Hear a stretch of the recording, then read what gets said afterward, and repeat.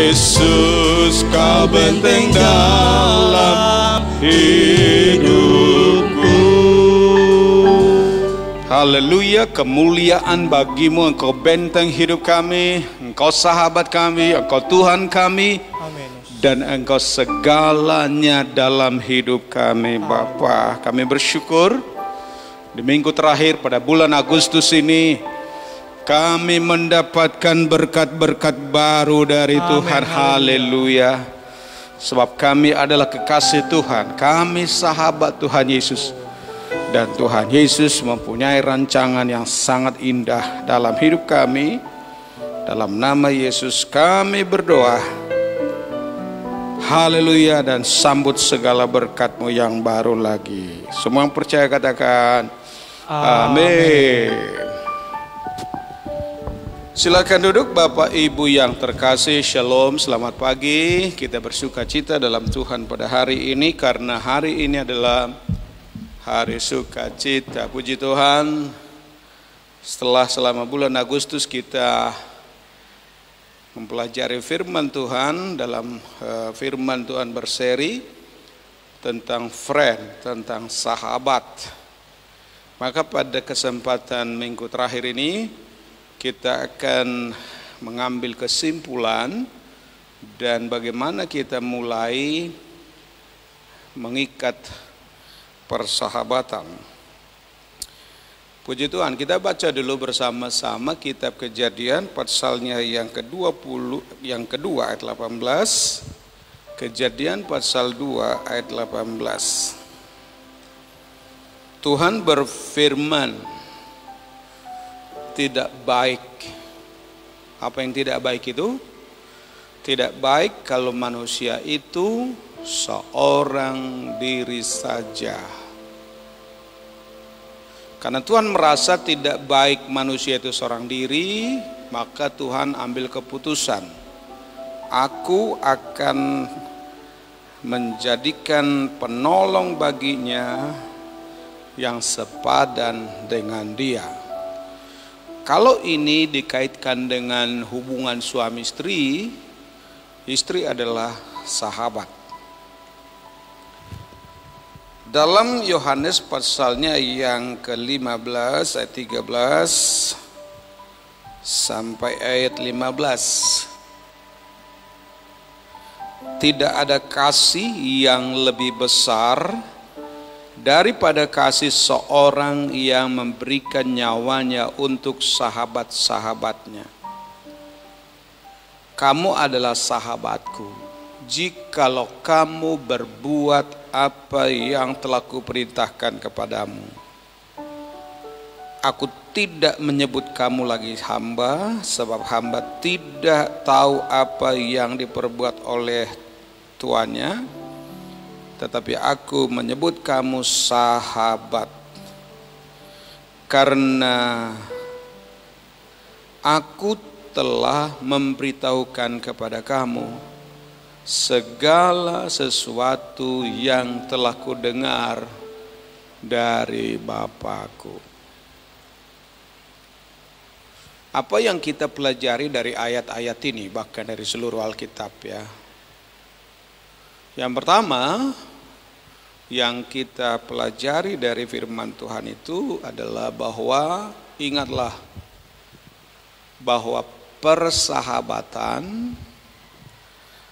dirancang oleh Tuhan sendiri. Ya.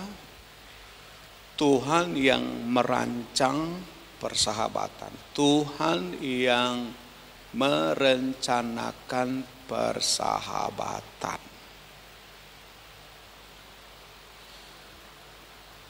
Kalau manusia tidak bersahabat dan tidak punya sahabat, itu tidak baik. Sebab tidak baik manusia itu seorang diri. Ini harus dipahami betul. Saya tegaskan dengan kalimat yang lain. Kalau kita tidak bersahabat dan tidak punya sahabat, kita ini pada prinsipnya adalah orang yang tidak hidup dalam rancangan Tuhan. Sudah tidak baik, tidak hidup dalam rancangan Tuhan. Dan kalau kita sudah tidak hidup dalam rancangan Tuhan, betapa celakanya hidup itu. Ya. Dalam Alkitab ada contoh-contoh orang yang bersahabat, dan itu menjadi pelajaran bagi kita. Banyak contoh, tapi saya hanya ambil beberapa contoh yang sangat luar biasa menjadi teladan bagi kita. Yang pertama, Abraham. Abraham itu ketika ia dipanggil keluar dari tanah kelahirannya, dari Ur Kasdim menuju Kanaan, dia hanya punya keluarga. Dia membawa sahabatnya Lot. Tetapi Abraham itu ditunjukkan dalam kitab Kejadian pasal 12 dan seterusnya. Abraham itu bersahabat dengan satu pribadi, yaitu dia bersahabat dengan Allah. Dan itu disaksikan oleh nabi-nabi, para hakim menyaksikan itu, bahkan umat Israel menyaksikan itu. 2 Tawari 20 ayat 7, bukankah engkau Allah kami yang menghalau penduduk dari tanah ini, dari depan umatmu Israel, dan memberikannya kepada keturunan Abraham, sahabatmu itu, untuk selama-lamanya. Abraham itu sahabat Tuhan. Yesaya pasal 41 18, namun engkau hai Israel, hambaku Yakub yang sudah aku pilih, keturunan Abraham sahabatku. Abraham itu sahabat Tuhan. Dalam kitab Perjanjian Baru Yakobus 2 ayat 21, dengan jalan demikian genaplah nas yang mengatakan, lalu percayalah Abraham kepada Allah, maka Allah memperhitungkan hal itu kepadanya sebagai kebenaran. Karena itu Abraham disebut sahabat Allah. Abraham beriman, Abraham percaya, dan sebagai akibat percayanya dia bertindak, melakukan perintah-perintah Tuhan. Itu Abraham. Nomor 2 yang paling nyata dalam Alkitab adalah persahabatan yang diikat oleh Yonatan dan Daud. Yonatan umurnya lebih tua, dia adalah anak Saul. Raja Saul adalah raja pertama di Israel. Daud adalah anak Isai. Dan anak Isai ini dipilih Tuhan secara khusus dari abang-abangnya yang ganteng-ganteng. Sebetulnya pada waktu Tuhan menyuruh Samuel untuk memilih pengganti Saul untuk menjadi raja, Daud tidak diperhitungkan. Dia masih di kebun jaga kambing domba. Tetapi Alkitab berkata Tuhan melihat hati Daud, tidak melihat tampang, tidak melihat penampilan luar, tapi lihat hatinya. Daud diurapi oleh Tuhan. Oleh karena pengurapan yang Tuhan berikan, Allah memilih dia. Maka Daudlah yang menjadi pahlawan mengalahkan Filistin yang dipimpin oleh Goliat yang besar itu. Pengurapan yang ada pada diri Daud telah membuat sebuah bangsa terselamatkan. Lalu akibat dari kemenangannya itu, saudaraku, karena ayah Yonatan telah ditinggalkan oleh roh, Karena Saul ayahanda daripada Yonatan tidak dengar-dengaran, maka roh Tuhan diambil daripada dia. Sekalipun pada waktu itu ia masih memerintah kelihatan, tapi roh diambil.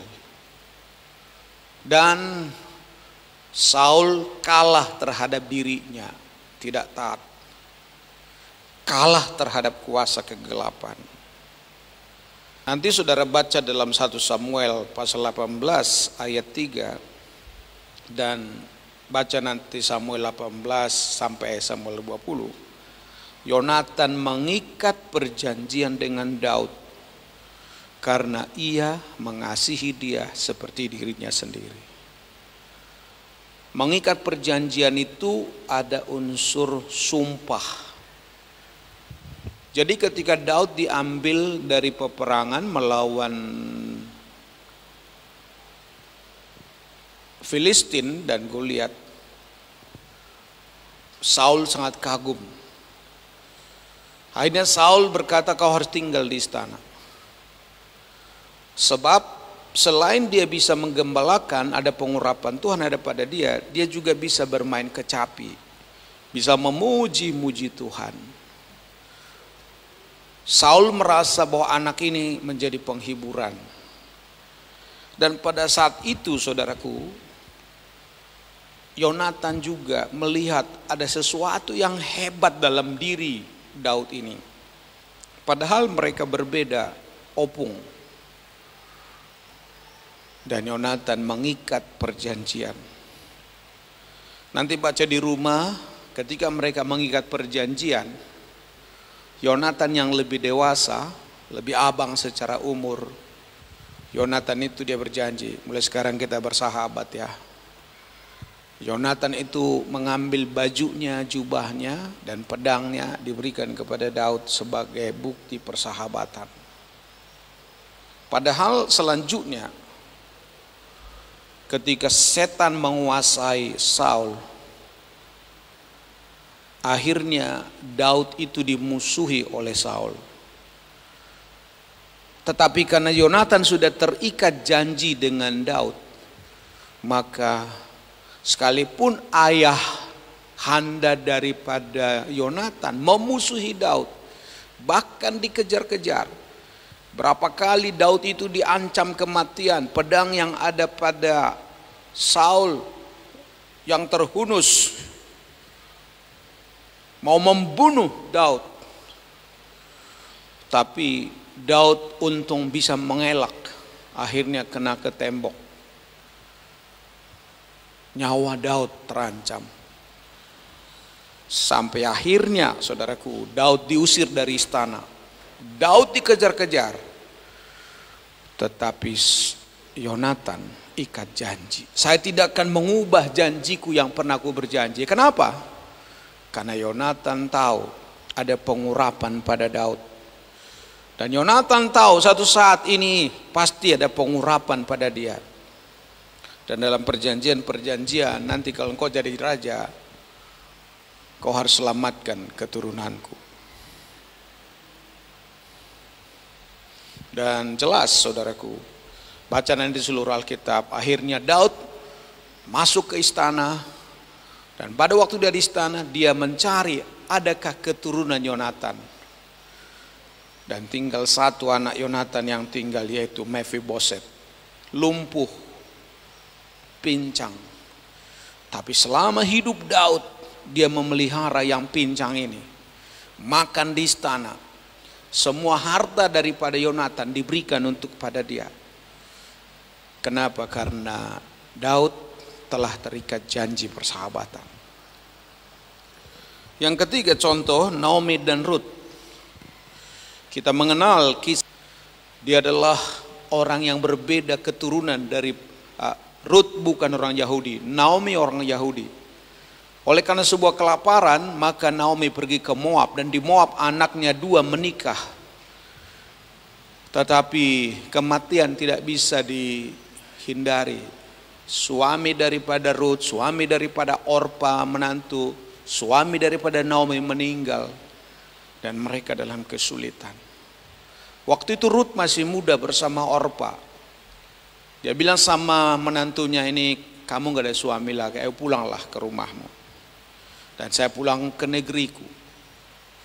Dan di tengah jalan, saudaraku, pesan-pesan disampaikan. Bagaimana nanti masa depan? Tetapi Orpa meninggalkan Naomi. Beda dari Ruth. Ruth, saya tahu dia beriman. Apa yang dilakukan oleh Ruth? Ini ikat janjinya. Ruth 1:16. Janganlah desak aku meninggalkan engkau dan pulang dengan tidak mengikuti engkau. Ini sebuah janji yang hebat, luar biasa. Dia tidak tahu seperti apa nanti masa depannya, tapi dia mau mengikat perjanjian. Aku tidak sebab akan kemana engkau pergi, ke situ aku juga pergi. Dan di mana engkau bermalam, di situ jugalah aku bermalam. Bangsamulah bangsaku, dan Allahmulah Allahku. Perjanjian, persahabatan, tidak ada unsur perkawinan waktu itu. Tetapi saudaraku yang terkasih, kita semua tahu bahwa siapa menyangka masa depan Ruth luar biasa. Karena akhirnya dia ditebus oleh Boas. Dan dari keturunan Boas itu, saudaraku, dari situlah turun Obed. Bahkan Raja Daud adalah keturunan mereka ini. Dan dari keturunannya ada Maria yang melahirkan Tuhan Yesus. Persahabatan yang intim ini, Ruth tidak pernah memahami itu sebelumnya. Dan dia tidak pernah tahu bahwa namanya akan ditulis dalam perjanjian baru dalam kitab Matius menjadi nenek moyang Maria yang melahirkan Tuhan Yesus. Dia tidak tahu. Engkau tidak tahu, jemaat, satu saat apa yang kau lakukan, tabur dalam persahabatan. Mungkin nyawamu sudah tidak lagi di bumi ini. Tetapi engkau tidak tahu kemudian mungkin 100 tahun yang akan datang akan ada dari keturunanmu menjadi orang yang hebat karena engkau mengikat janji. Tidak semua kita tahu di depan kita, Bapak Ibu. Persahabatan itu sangat hebat, luar biasa. Dan yang berikutnya adalah persahabatan Yesus. Saya sudah sering ulang-ulang itu kepada kita. Yesus bersahabat dekat dengan Petrus, Yohanes, dan Yakobus. Oleh karena kedekatan persahabatan itu, maka merekalah yang melihat kemuliaan Tuhan Yesus luar biasa di sebuah gunung. Karena satu saat Yakobus, Petrus, dan Yohanes diajak bersama-sama dengan mereka naik ke gunung. Markus pasal 9 ayat 2. Di situ mereka sendirian saja. Lalu Yesus berubah rupa di depan mata mereka. Persahabatan hebat. Seorang yang pernah jumpa dengan kemuliaan Tuhan Yesus yang bercahaya itu juga adalah Paulus. Dalam kitab Kisah Rasul nanti saudara baca pasal 13. Saulus tadinya menganiaya orang-orang percaya. Semua orang ketika dia menganiaya orang percaya tidak ada yang menerima dia karena dia anggap dia pembunuh, pembinasa. Tapi ada seorang kaya bernama Barnabas mau menyambut dia.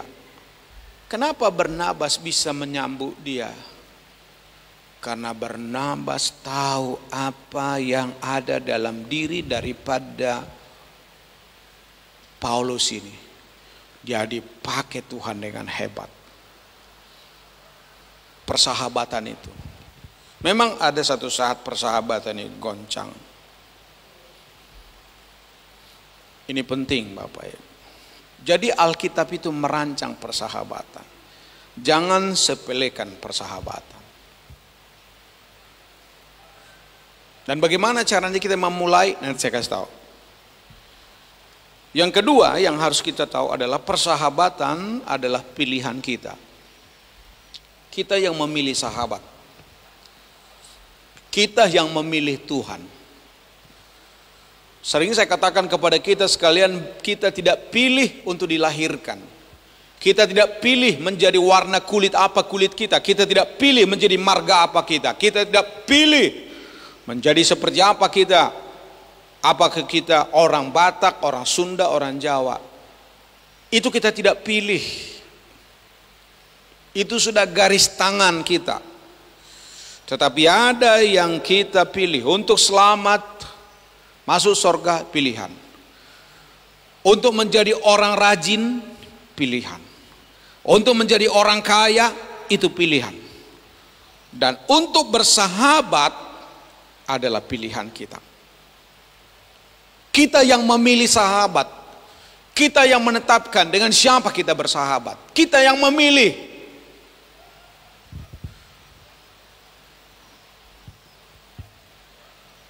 Memilih sahabat dan mengikat persahabatan dengan seseorang tidak boleh salah. Jadikan pengalaman-pengalaman lampau kita menjadi pengalaman yang begitu menyakitkan. Dan sesuatu yang menyakitkan itu kita mulai dari sekarang ini. Ada sebuah kalimat yang bagus saya tampilkan pada saudara. Bukan apa yang kita miliki dalam hidup. Minggu lalu kita mendengarkan bahwa ketika kita punya sesuatu, sahabat kita ada. Ada uang, abang-abang datang. Ada uang, sahabat palsu datang. Tapi ketika kita tidak ada uang lagi, mereka meninggalkan. Untuk berkata halo, untuk berkata apa kabar saja tidak ada sama kita. Bahkan kita disingkirkan dan kita menjadi sendiri. Tapi percayalah saudara, persahabatan sejati bukan apa yang kita miliki dalam hidup. Tetapi siapa yang kita miliki dalam hidup kita itu yang penting. Siapa sahabatmu? Karena sahabat itu adalah seperti bintang. Ketika malam dia tidak kelihatan, tetapi bukan berarti bintang itu tidak ada. Sahabat adalah sahabat. Ketika semua meninggalkan kita, dia ada. Sahabat adalah sahabat. Dia memahami kelemahan masa lampau kita. Dan dia bisa melihat ke depan apa yang akan terjadi dalam hidup kita. Pilih sahabat yang benar. Dan bagaimana caranya memilih sahabat? Saya memberikan 4 tips memilih sahabat. Yang pertama, pilih sahabat seperti Kristus sudah memilih kita. Pilih pacar kah, pilih teman kah, jangan sembarang, pilih yang sepadan. Pilih orang yang adalah pilihan Tuhan. Ada anak saya di sana, si Panjaitan muda ini, pengacara ini, dia udah pilih teman. Dari teman menjadi sahabat, dari sahabat menjadi sahabat inti, dari sahabat inti menjadi istri. Caranya, lihat dia. Dia sudah dipilih Tuhan belum pacarmu itu? Kalau belum, segera bilang, no way. I don't want to choose you.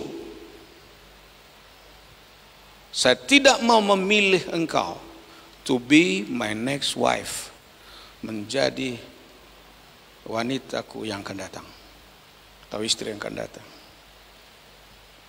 Pilih orang pilihan Tuhan, yang oleh kasih karena Tuhan dia menangkapi jawaban Tuhan. Caranya apa? Ketika dia dipilih Tuhan, dia cinta Tuhan, dia mau cari Tuhan, dia mau berdoa, dia mau datang pada Tuhan. Pilih itu. Tips yang kedua, pilih orang yang diurapi oleh Tuhan. Haleluya. Pilih orang yang tidak anti bahasa lidah. Pilih orang yang mau berbahasa lidah, berdoa. Supaya sama imannya, sama kepercayaannya. Pilih orang yang sayang Alkitab. Pilih orang yang juga sungguh-sungguh. Yang ketiga, pilih orang yang cinta Tuhan. Cinta Tuhan ditandai dengan mencintai Alkitab, bukan hanya mencintai dirimu.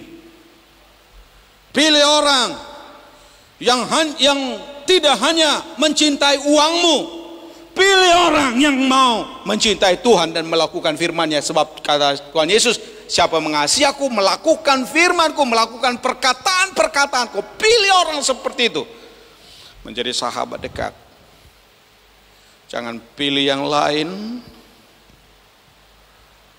Yang keempat, pilih orang yang takut akan Tuhan. Selalu mengutamakan Tuhan. Takut akan Tuhan sering saya katakan pada kita semua umat Tuhan dimanapun kita berada.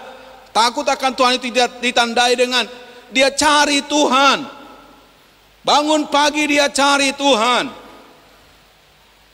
Siang dia cari Tuhan. Dia memuji-muji Tuhan. Memuji Tuhan. Seperti yang saya siarkan di Facebook dalam 1 minggu ini. Memuji Tuhan karena kita tahu dia sudah selamatkan kita.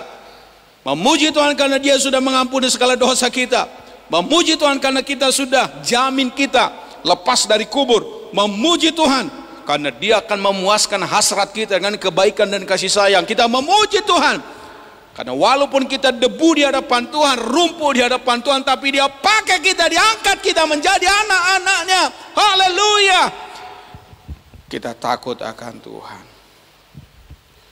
Nomor 3, Bapak Ibu ingatlah, persahabatan itu diincar oleh tantangan. Persahabatan itu ditantang oleh tantangan. Persahabatan ketika baru jumpa, semua belum kelihatan. Sama seperti suami istri, kalau baru ketemu dia seperti ada di atas, di langit, di bulan sana menikmati yang indah-indah. Persahabatan itu menghadapi tantangan. Lewat waktu, lewat masa, lewat musim, lewat cuaca, lewat keadaan, tantangan ada di depan kita. Lalu bagaimana caranya? Kalau saudara bertanya, lalu Pak Pendeta bagaimana caranya supaya bisa mengetahui ini sahabat yang baik? Tes dia dengan sedikit kata ini. Tes dia dengan cari dan ambil kesempatan untuk saling. Kalau jumpa, saling enggak? Saling menopang enggak? Saling menguatkan enggak? Yang sederhananya kalau jajan saling membayar enggak? Atau saudara sendiri yang membayar? Itu tes yang paling sederhana. Ketika makan dengan orang lain, ada saling enggak? Dia bayar enggak saudara ketika ada sesuatu? Tes, saling memberi ucapan enggak ketika ulang tahun? Ketika saudara berulang tahun dia kasih ucapan enggak? Atau saudara sendiri yang habis-habisan? Tes, saling menguatkan satu dengan yang lain. Saling mendorong satu dengan yang lain. Saling menyemangati. Ketika saudara jatuh, sejatuh-jatuhnya, miskin, kin, tapi dia berkata, "Leh, tetap kuat ya. Tetap kuat. Aku mendoakan." Ketika kita sudah terpuruk, dia berkata, "Aku masih ada." Karena sahabat yang baik itu dia hadir ketika kita tidak berdaya. Dia datang ketika kita sedang dalam kekuatan.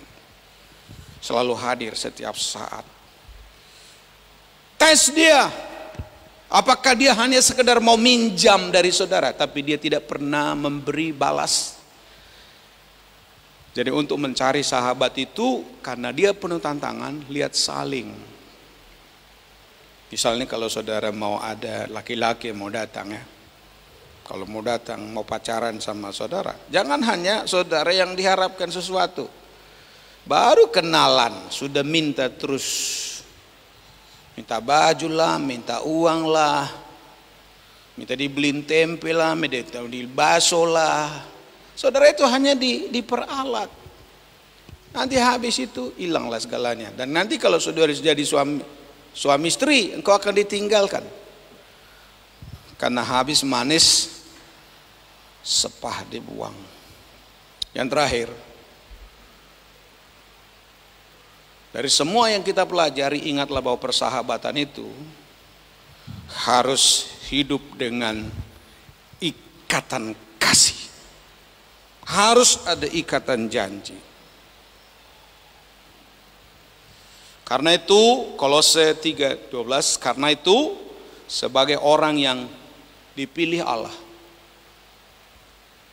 yang dikuduskan dan dikasihinya, kenakanlah belas kasihan, kemurahan, kerendahan hati, kelemah lembutan, dan kesabaran.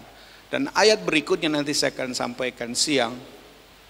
Kenakanlah kasih, dan di atas semuanya itu kenakanlah kasih yang mengikat, menguduskan, dan mempersatukan. Kasih. Hanya kasih yang melihat kelemahan kita ketika kita lemah tidak disingkirkan. Kasih itu menutupi kekurangan kita. Kasih. Dan kalau kasih sudah ada, saudaraku, maka sahabat itu akan menjadi seperti ini. Sahabat itu adalah satu jiwa tinggal di dalam dua tubuh. Kita menjadi sehati, sejiwa. Kalau persahabatan sudah dekat ya, saling mendoakan, malah sering terbawa dalam mimpi. Walaupun dia jauh di sana, kita bisa rasakan ada masalah apa dengan dia karena saling mendoakan. Lalu kita telepon, tadi malam kau datang dalam mimpiku, ada apa sahabat? Lalu dia bilang, iya saya menghadapi masalah ini. Sahabat, karena sudah dekat. Dekat dalam persahabatan. Untuk itu tidak mudah. Mari kita berdiri, jadikan Tuhan sebagai pihak yang utama dalam persahabatan. Biar Tuhan yang melengketkan kita. Tuhan yang melengketkan, kita tidak mampu. Tuhan mempersahabatan. Karena itu sangat bersyukur saudara, suami, istri dekat sama Tuhan. Hanya itu yang membuat persahabatanmu lengket terus. Seperti di lem, ketika saudara mau kemana, dia ikut. Terikut kemana-mana. Saya angkat jempol pada saudara suami istri yang hadir beribadah pada hari ini. Hari ini, engkau adalah sahabat sejati. Yang pacaran, engkau adalah sahabat sejati. Dan saya jempol dan hormat kepadamu, lanjutkan ini. Karena kalau tidak, saudara akan terpisah dan selalu membuat luka di hati. Jadikan Tuhan sebagai pihak yang utama dalam persahabatan. Pandang kemampuan dan potensi sahabat kita dari kacamata Tuhan. Walaupun dia tidak seperti yang saya harapkan, tapi Tuhan sudah pakai dia menjadi orang yang akan mengoreksi aku. Haleluya. Sulitkah? Memang sulit. Ada orang jadi sering lari begini, memang gak ada sahabat di dunia ini, hanya Tuhan Yesus. Betul, betul, itu betul kali pun. Tapi kalau kita sudah kenal Tuhan Yesus, kita pun bisa menjadi sahabat yang baik terhadap orang lain. Karena itu saudaraku, waktunya kita pada bulan Agustus harus jalin persahabatan. Kita jumpa dengan orang lain dan berkata, mulai sekarang kita sahabat. Amin. Mulai sekarang aku menyatakan padamu dalam nama Yesus, engkau yang lihat aku hari ini, engkau adalah sahabatku. Katakan amin. Pelatih catur kita, engkau adalah sahabatku. Nah, sarjana hukum sana pengacara, engkau adalah sahabatku. Pedagang, engkau adalah sahabatku. Keluarga sehat, kau sahabatku. Apalagi Pak Betul Situ Morak adalah sahabatku. Ini pemain musik sahabatku. Poltak sahabatku.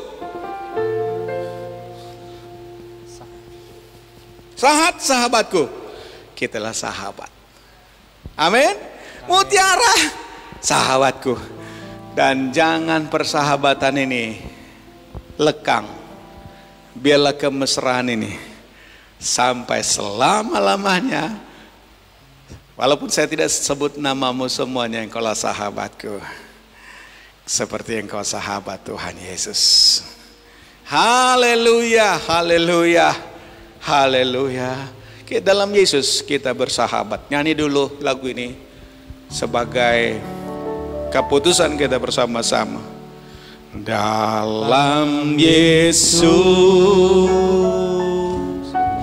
kita bersahabat. Dalam Yesus, ganti bersaudara dengan bersahabat. Kita bersahabat. Dalam Yesus kita bersahabat, sekarang dan selamanya. Dalam Yesus kita bersahabat. Kau sahabatku, kau sahabatku, kau saudaraku. Tiada yang dapat memisahkan kita. Oh, oh, oh, oh. Kau sahabatku, kau saudaraku. Tiada yang dapat memisahkan kita. Ayo kita nyanyi gaya battle. Dalam Yesus kita bersahabat. Yeay. Dalam Yesus kita bersahabat. Dalam Yesus kita bersahabat, sekarang dan selamanya. Dalam Yesus kita bersahabat. Kau sahabatku, kau sahabatku, kau saudaraku. Tiada yang dapat memisahkan kita. Oh, kau sahabatku, kau saudaraku. Tiada yang dapat memisahkan kita. Haleluya. Agustus kita lewati dan hari ini kita jalin persahabatan, selalu dekat pertama dengan Tuhan dan kita dekat satu dengan yang lain. Walaupun corona seolah-olah memisahkan kita, tapi bintang yang di langit sana walaupun tidak kelihatan bukan berarti dia tidak ada. Dia ada. Walaupun tidak kita bersama dengan saudara kita sekarang oleh karena penyakit, kelemahan tubuh, tapi mereka adalah saudara kita. Tuhan Yesus memberkati. Angkat dua-dua tangan ke surga bersama Bapa. Lalu saya akan berdoa. Baik yang di rumah dengan siapapun, saya akan berdoa bersamamu Bapa. Ku lewati semua perkenananmu ya. Oh haleluya. Teguhkan hatiku, Engkau yang bertindak, memberi pertolongan anugerahmu besar melimpah bagiku. Memang Yesuslah sahabat kita yang sejati. Tapi sebagai orang-orang yang bersahabat dengan Tuhan Yesus, kita juga bisa mengikat persahabatan dengan sesama orang-orang yang takut akan Tuhan, yang cinta Tuhan, yang taat Tuhan. Dan ingat, sahabat mempunyai resiko. Kalau pilih sahabat yang salah, kesulitan yang datang. Tapi pilih sahabat yang dekat Tuhan, engkau akan lihat masa depanmu diberkati Tuhan. Sebab sahabatmu adalah masa depanmu. Angkat dua-dua tangan ke surga, saya berdoa. Bapa, lihat semua anak-anakmu yang ada di ibadah secara onsite di gedung gereja ini hari ini. Dan juga sahabat-sahabat yang lain yang tidak datang beribadah karena situasi di rumah, beribadah secara online, daring pada hari ini. Jamah, berkati mereka Tuhan. Oh haleluya. Mari kita ikat persahabatan dengan Tuhan Yesus. Kami akan terus bersahabat dengan Tuhan. Kami melakukan kewajiban kami dengan Tuhan. Dan Tuhan juga sudah berjanji menyertai kami sekaliannya. Di dalam nama Yesus, dan semua kami yang sudah beribadah di gedung ini, Tuhan juga memberkati kami. Dan kami percaya masa depan kami, walaupun belum kami lihat sekarang, seperti Yonatan tidak melihat apa yang terjadi pada anaknya Mephiboset, seperti Ruth tidak mengetahui apa yang terjadi kepada keturunannya. Tetapi kami percaya persahabatan kami dengan Tuhan dan sesama secara baik akan bernampak luar biasa untuk masa yang akan datang. Dalam nama Yesus kami terima berkat-Mu, dan mulai hari ini kami sahabat Tuhan. Dan persahabatan ini tidak akan berakhir karena Tuhan menolong kami. Dalam nama Yesus, haleluya, kami berdoa. Amin, amin.